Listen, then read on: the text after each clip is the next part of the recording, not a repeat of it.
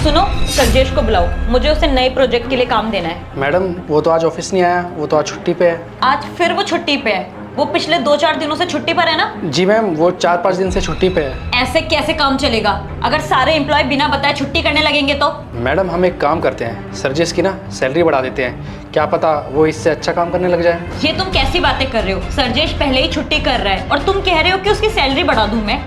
Ma'am वो हमारे office का सबसे पुराना एम्प्लॉय है और काम भी अच्छा करता है। मुझे लगता है ना उसकी सैलरी बढ़ा देनी चाहिए। अगर मैडम हम उसकी सैलरी बढ़ा देंगे ना तो क्या पता शायद वो छुट्टियाँ भी ना करें।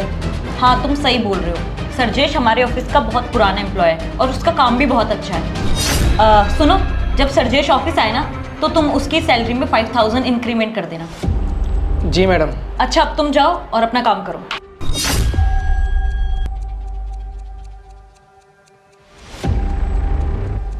Good morning madam. Good morning सरजेश।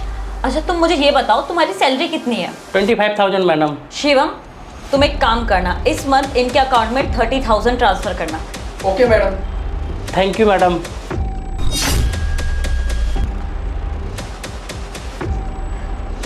Shivam, देखा तुमने, मैंने सरजेश की सैलरी बढ़ा दी और उसने मुझे थैंक यू बोला और बिना किसी रिएक्शन के चला गया यहाँ से। और तुम कह रहे थे कि अगर उसकी सैलरी बढ़ा दोगी आप तो वो छुट्टी कम कर देगा। हाँ मैडम, ये तो मैंने भी देखा कि इसको कोई फ़र्क नहीं पड़ा। मैडम एक बात बोलूँ, इसके बाद ना वो छुट्टी भी नहीं करेगा एक भी। चलो देखते हैं, तुम जाओ अपना काम करो।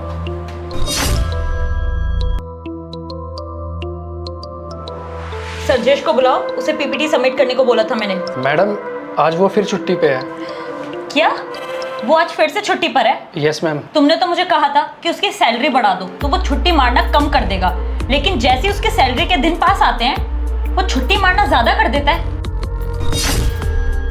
तुम ना इस बार एक काम करना, जब वो ऑफिस आएगा ना तो इस बार उसे सैलरी बढ़ाकर नहीं बल्कि घटाकर देना। पिछले महीने हमने उसे सैलरी में 30,000 रुपए दिए थे, लेकिन इस महीने ना उसे घटाकर 22,000 रुपए देंगे, तभी इन जैसे लोगों की अकल ठिकाने आएगी। जी मैम।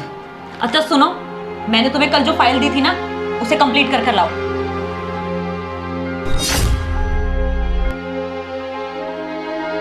सरजेश। जी मैडम। तुम बहुत दिनों बाद ऑफिस आए हो, तुम्हारी सैलरी ट्रांसफर करनी थी तुम्हारे अकाउंट में, इसीलिए मैंने तुम्हें केबिन में बुलाया। शिवम, इस बार ना सरजेश के अकाउंट में 30,000 रुपए की जगह 22,000 रुपए ट्रांसफर करना।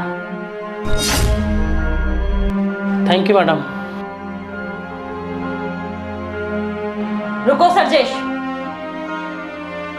पिछली बार हमने तुम्हें तुम्हारी सैलरी से ज्यादा पैसे दिए, तब भी तुम बिना कुछ बोले चले गए थे और आज भी तुम बिना कुछ बोले जा रहे हो। तुमने एक बार भी नहीं पूछा कि पिछले महीने हमने तुम्हें इतने ज्यादा पैसे क्यों दिए और इस महीने इतने कम पैसे क्यों दिए।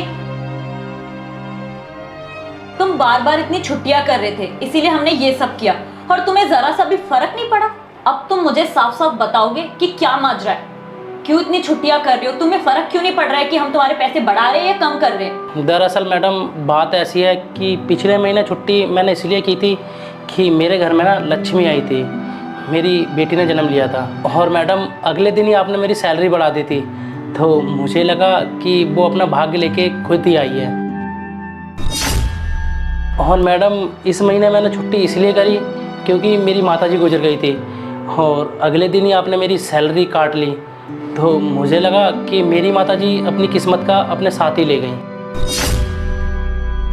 और मैडम रही बात फ़र्क पड़ने की, तो मुझे फ़र्क इसलिए नहीं पड़ा क्योंकि मैं ना परमात्मा को बहुत मानता हूँ। तो हम लोग कौन होते हैं करने वाले? करने वाला तो वो विधाता है ना, वही सबका पालनहार है। हम लोग कौन होते हैं कुछ करने वाले? और मैडम वो जो भी करता है ना वो सबके लिए अच्छा होता है, बस जब वो करता है ना उस वक्त हमें ख़राब लगता है। इसलिए मैडम मैं उसकी नीति पे कभी कोई शक नहीं करता। आज उसने मेरे लिए कुछ घटाया है ना तो इसमें भी मेरे लिए कुछ अच्छा ही होगा। और मैडम मैं तो बस इतना ही जानता हूँ, वो जो भी करता है अच्छे के लिए करता है।